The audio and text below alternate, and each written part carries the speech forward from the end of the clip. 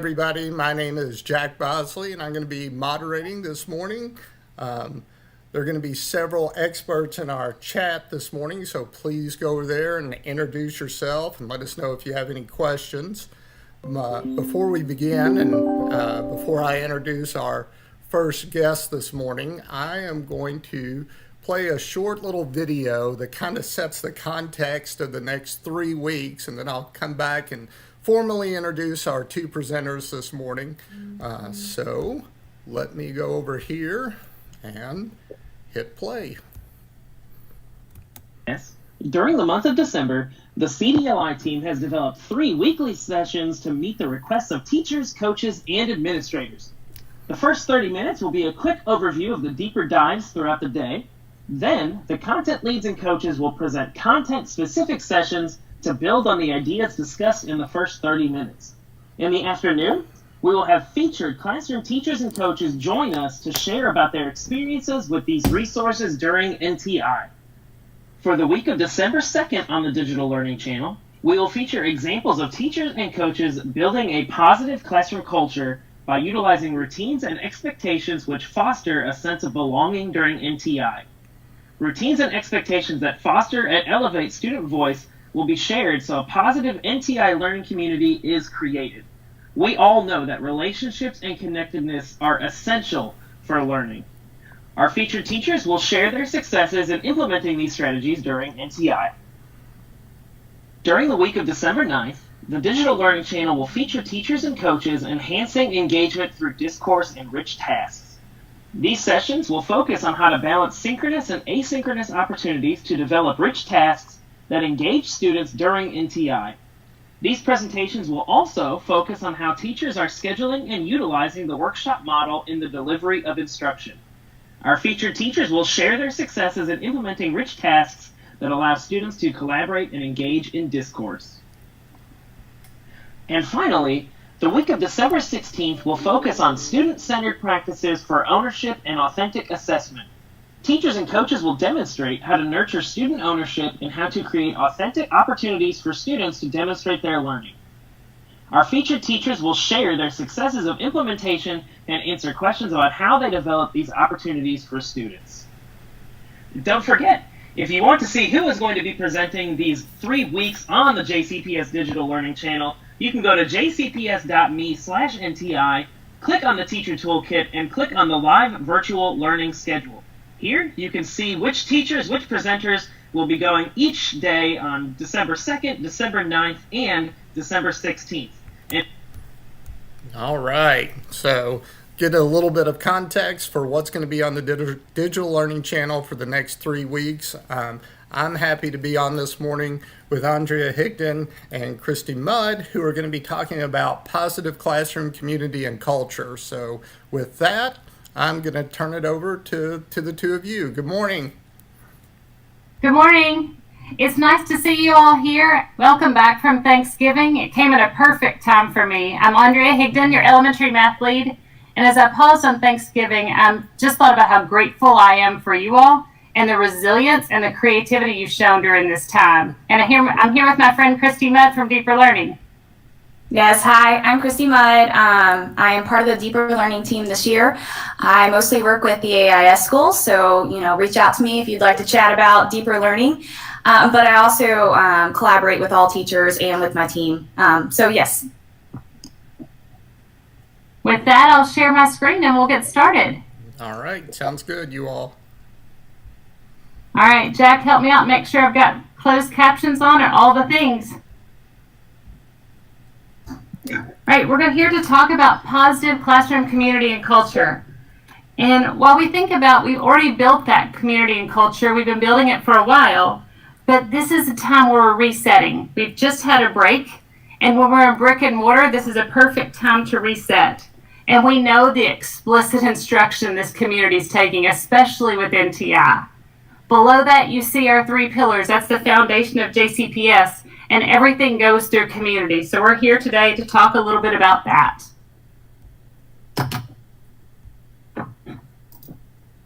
So here are 3 guiding questions today.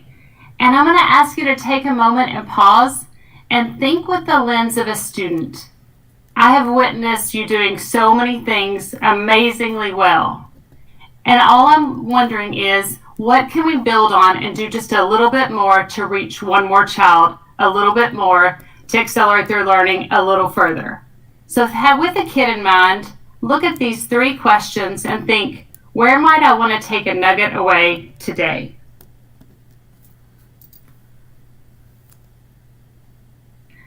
As I rest on this slide, I love the quote in red. I'm going to read that aloud. Experimenting and learning by doing is the only way to find the right combination, but that requires us to be open and willing to get it wrong and not shoot for doing it all at once. That quote is packed with philosophy and good advice. I think about the first 2 pieces, open and willing to get it wrong, and that's really that growth mindset. And I've witnessed you model that over and over again, and so we're seeing that reflected with our kids and their work. And then the not shooting to do it all at once. That's something that we can quickly get overwhelmed, but what one piece are we going to take away today and build from? So as we think about distance learning, we think about these 4 pieces: equity, access, maintenance, and student-centered. Equity really is founded in our beliefs and what we're presenting to students to learn. Do we believe all students can learn? How will they show us that? What do our live meets look like? Access is really our organization. How are they reaching the materials in our Google Classroom? Maintenance, that word didn't sit with me well at first, but it really, really makes sense. And this is where the glue that's holding it together, because that's our consistency. We think about socio-emotional learning and our kids, and we know they need consistency, and they thrive and succeed with consistency. And how are those systems in place? And then student-centeredness. Learning is a 2-way street. The best advice I ever got on how to run my classroom and the procedures and how assignments and feedback was given was when I asked kids what they needed. They know what they need to learn, and thinking about giving that voice and ownership within our classrooms. So how do we provide equitable access and set every kid up for success?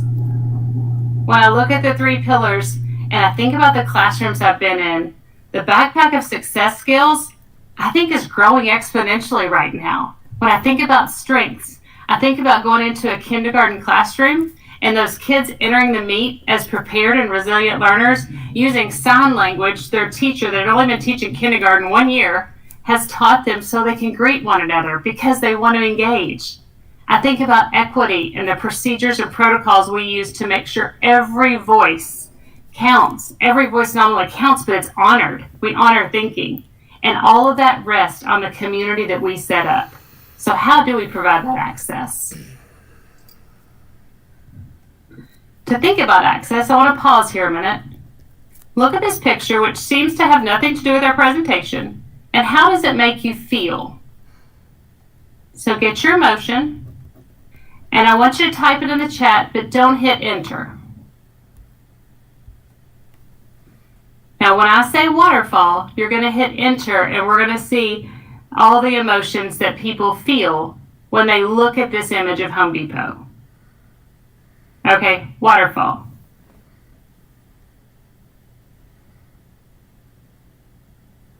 I'm betting that I probably see feelings of excitement, overwhelmed, frustrated, happy, sad, scared, all of the things. Christmas, we're probably seeing all kinds of emotions here. And thinking about Home Depot, what if this were our teaching? What if it were our Google Classroom? So why is Home Depot a poor learning experience for our kids? Who's successful here? So when I think about who's successful with all of these resources that are overwhelming, it's students who are maybe our high flyers, then they can grab anything and find that quickly. But it's not necessarily all of our kids. Home Depot overwhelms me. And we think about all of these resources. They are seemingly organized. And I, for one, am guilty of always giving too many resources. And you'll probably find too many in this presentation, but we've tried to organize them well. So hopefully that parallel pedagogy comes through. But when we give them too much, some students shut down. So how do we know what's just enough? really comes back to asking our kids again.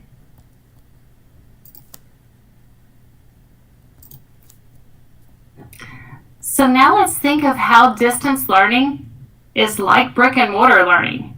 Let's think about organizing our space. When we think of walls, we think of boundaries. So when is that consistent time for our meeting? Small group and large group.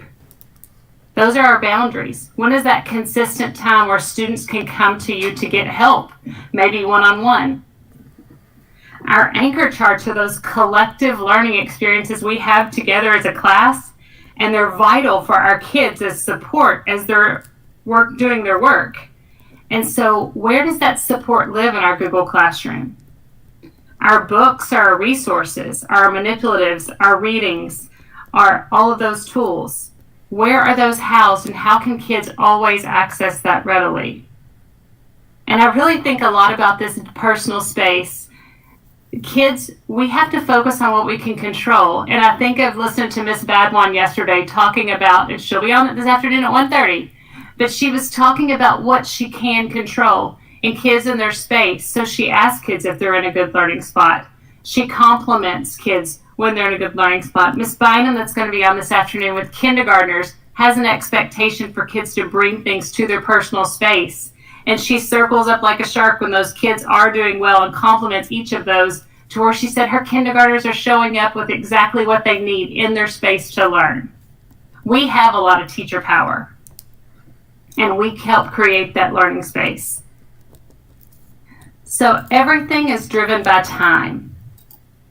There are 4 pillars and 4 explicit areas which we have to plan for. When we think about synchronous teaching, all of these 4 really interact with one another. What have we assigned asynchronously? So our synchronous meet can be about student discourse and students talking about their thinking and what they believe and their procedures, so then we can provide that in-the-moment feedback. And that's that feedback loop that's consistent and specific. What if we plan to do culture and relationship building? How do we greet kids when they come in the meet each time? With a large group of kids, how do we ensure that we've greeted every child? So when you look at this is really a linear model. This is how my brain works. And it's not necessarily that we have to do this on Monday to go to Friday, but when we think of culture and community, how are we embedding that in a video message in our screencast for our kids? So it's embedded with content. How are we building a community where students positively encourage one another? How are we checking in on kids? So it might be that's how you start Monday, but what's important is we have that cadence and rhythm so students know what to expect. Then they thrive. When we think about the process for learning, we set goals for the week. We talk a lot about teacher clarity and knowing exactly what the learning goal is.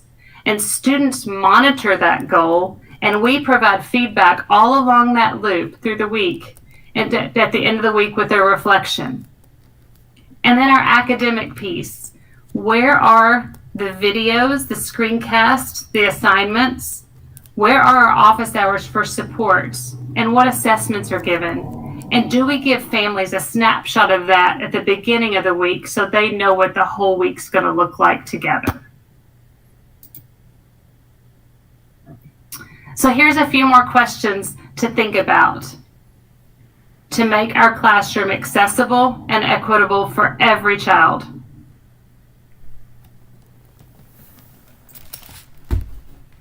And the strategic planning guide digs a little deeper. As I look through this, it helps me plan and organize anything I do virtually. And so really it's all about not forgetting what we know is great teaching and learning, but building upon it, and we have to be even more explicit in this virtual world. This slide just has a few resources for you. Our learning management system is Google Classroom, and I'm so appreciative of our friends at Digital Innovation Team for narrowing down for kids, so there's a few tools that we use really well. The portals we use are right there, but don't forget, those are the ones we use in JCPS, those are all approved. But don't forget about email and phone calls and positive postcards. Those are great ways to communicate and keep lines open.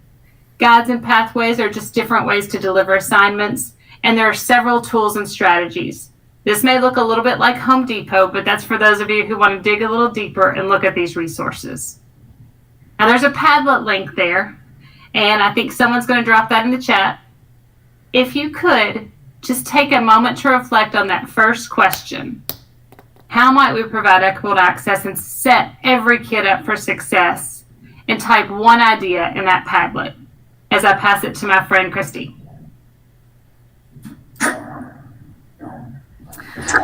So our next focus is going to be on how do we create a sense of belonging in a positive NTI learning community.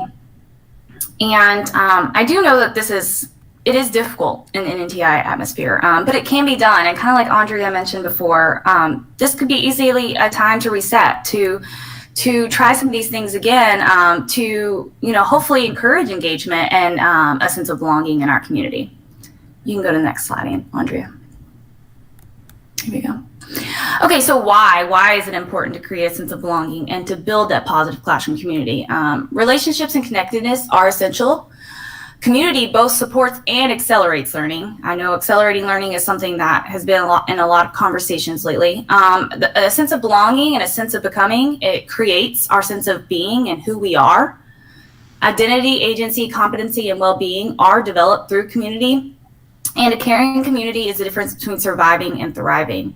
And especially in these tough times, I know sometimes it feels like we are surviving. And so how can we change that for our students from surviving to thriving?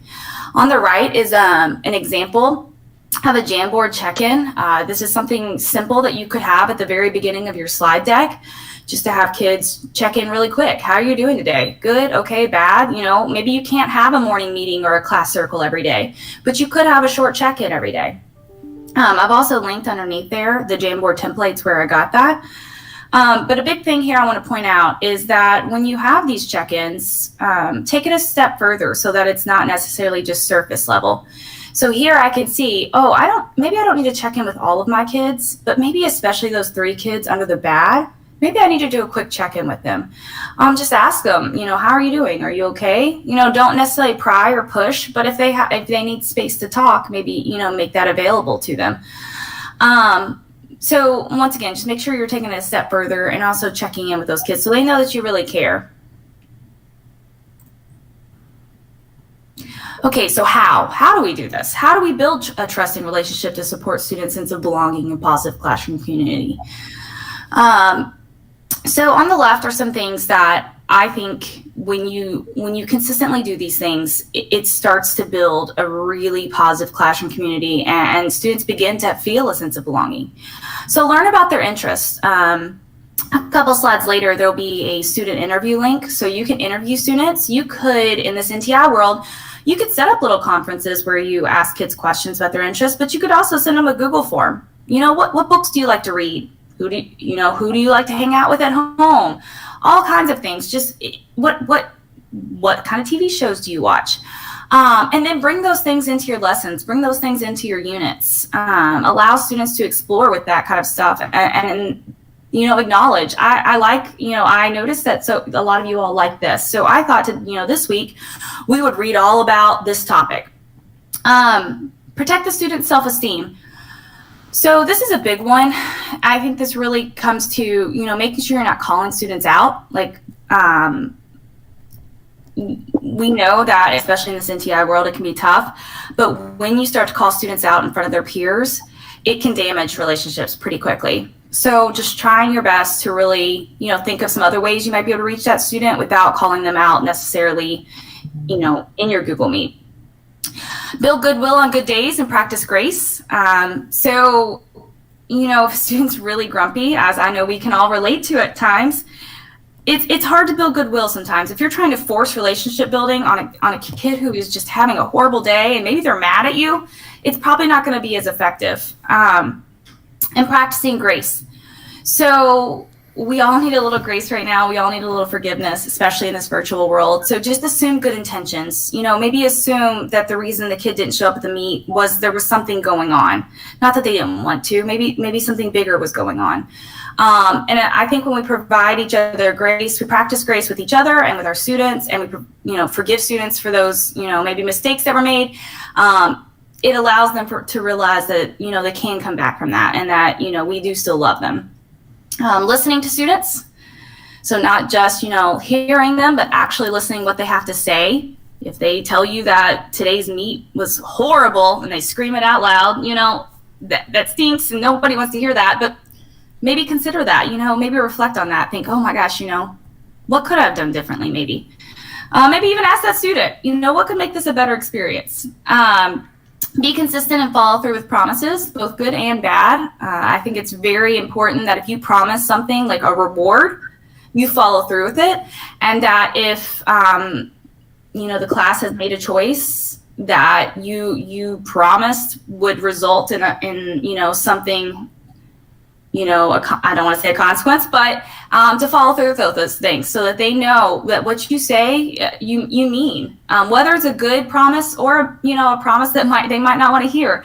But being consistent knows they know what to expect every time, and they know that what you say is what you mean. Be vulnerable and own mistakes. Especially in this NTI world, I feel like everybody has tech mistakes. All the time I'll be like, I'm so sorry.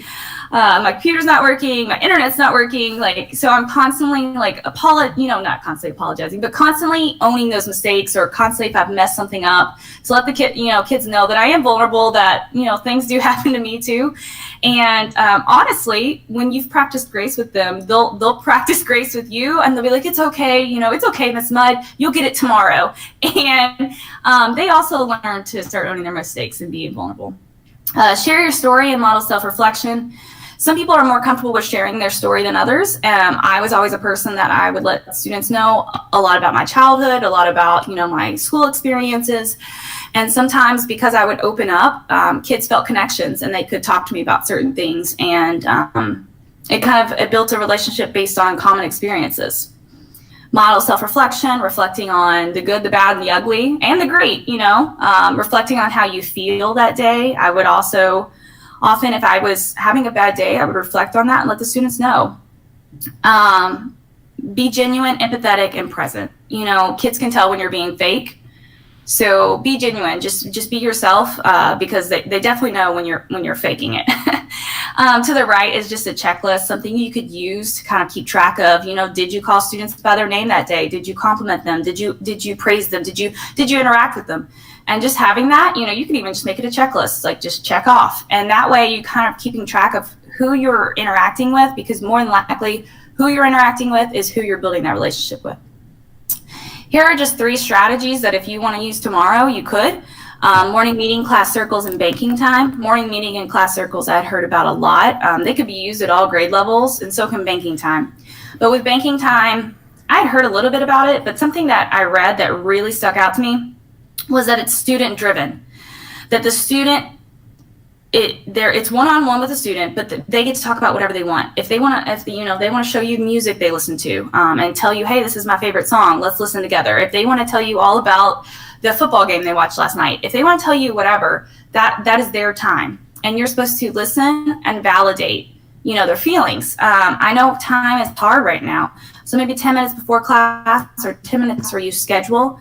And also, you don't have to squeeze all the kids in 1 week. This could be something a month long, where you have all school days in a month, and you check off when you've met with each student. And just 10 minutes, just to build that one-on-one time.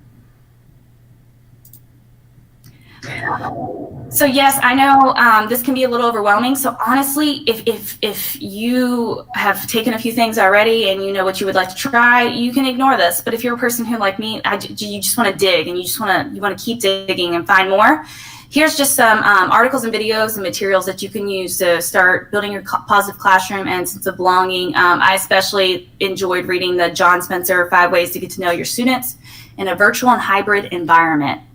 Also at the bottom right is the Padlet again. If you want to reflect on this goal and kind of talk about what are some things you could try tomorrow, and what are some things you're still wondering. Okay, we have one more question in just a few moments. So how do we establish and sustain these routines? I love this mission statement on the right from Mr. Morrison's class at Medora. I love the fact that the kids are involved in the mission statement. We create these things with kids. They know, and we can guide them to develop these flourishing communities that accelerate learning. And you notice how the backpack of success skills is pulled out as well. And that is one thing I've definitely noticed flourishing with kids during this time. So how do we do that? On the right, you'll see from Miss Schwager's classroom, second grade classroom, an active listening. The kids developed with her what it looks like, sounds like, and feels like to help them learn. And this is what a quiet body looks like to help them learn so they're not distracted by their classmates. Not only that, she has a student each day that leads this in their meet. So they're reminded of those expectations, but it's like a miniature teacher there. So the students realize that Miss Schwager's not the only teacher in the classroom, but every child in the room is a teacher in that classroom. Then as you look on the left, that's another from another classroom. And I love how there's expectations and an agenda. Kids like to know what to expect and what's happening next. So if we don't have those things, the best time to do it is right now. Get feedback from kids. There's lots of ways we can do that. This slide I thought of when I entered the class meet from Miss Sanders at Foster Elementary. So what are kids doing when they enter the meet? In her classroom, the kids are learning sign language. They're learning good morning and good afternoon and greeting one another. So it doesn't look like chaos, but they're all engaged in greeting one another.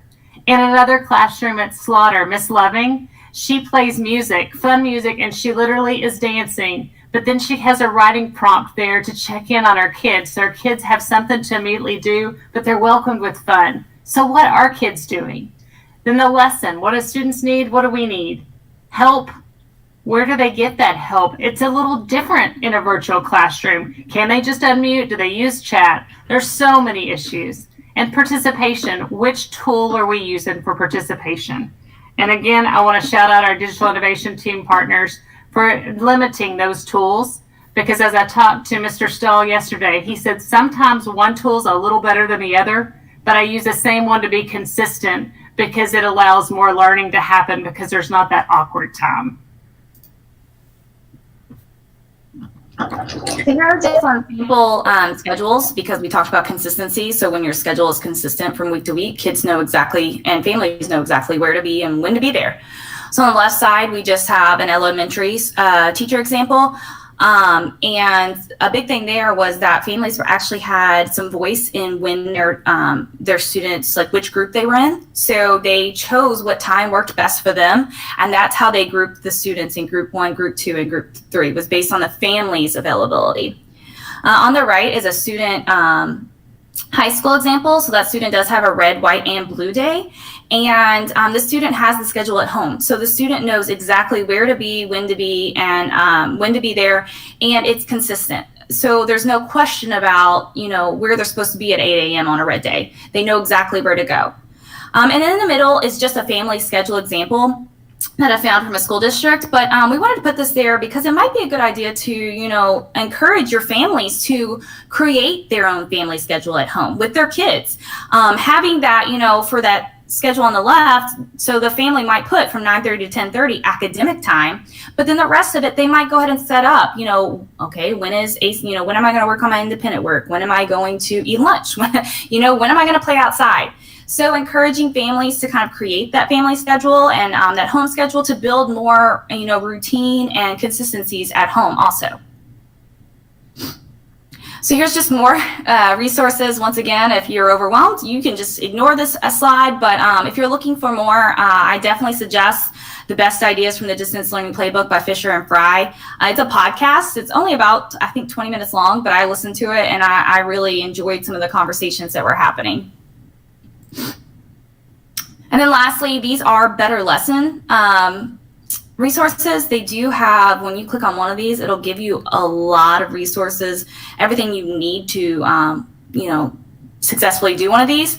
So check those out if you're interested. Also on the left is our Padlet. So if you'd like to reflect one more time, and if you're not watching this live, We'll try to, we'll make sure that the presentation is linked. And so that way, if you want to reflect and kind of share ideas and see what ideas other people have, you can. That's it. All right. Well, thank you both very much. There was so much in that presentation. It did not go into the Home Depot area, Andrea. But I love that analogy. It was perfect for, I know, as a parent and teacher that it can get overwhelming, but we appreciate you all being on here, sharing all those resources. I love the idea of, asking students what they need and providing that consistency. And Christy, just reminding everybody about, that lots and lots of grace is still needed, even though we're all pros now of NTI, but it's still a good reminder. And just another shout out to all those teachers examples, especially Mr. Morrison and Medora. If you're not following him on Twitter, you're missing a lot. He's fantastic. So thank you both. Appreciate you all.